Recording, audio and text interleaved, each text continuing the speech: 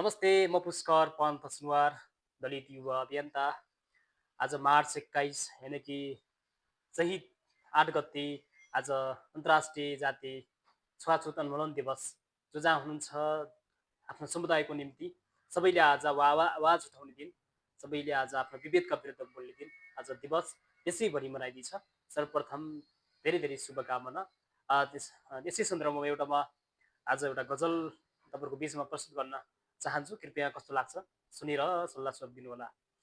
परिवर्तनको ज्वाला झन्झन बल्दैछ यहाँ, परिवर्तनको ज्वाला झन्झन बल्दैछ यहाँ, शोषित पीडित जनतालाई समानताले चल्दैछ यहाँ। किन हुँदैन परिवर्तन जति युद्ध लडे पनि, किन हुँदैन परिवर्तन जति युद्ध लडे पनि, छुवाछुत र जातीय विभेदको कुरा सुन्दा साह्रै मन जल्दैछ यहाँ।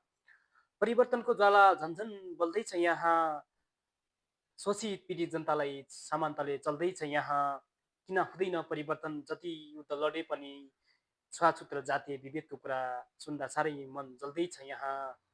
प्रजातन्त्र सकेर लोकतन्त्र गणतन्त्र आउँदा पनि भेदभावको बोटमाथि फल फल्दैछ यहाँ। प्रजातन्त्र सकेर लोकतन्त्र गणतन्त्र आउँदा पनि भेदभावको बोटमाथि फल फल्दैछ यहाँ। एकता र समानताको जति बयान भए पनि कुरा अझै जातपातको चल्दैछ यहाँ। एकता र समानताको जति बयान भए पनि कुरा अझै जातपातको चल्दैछ यहाँ। धन्यवाद।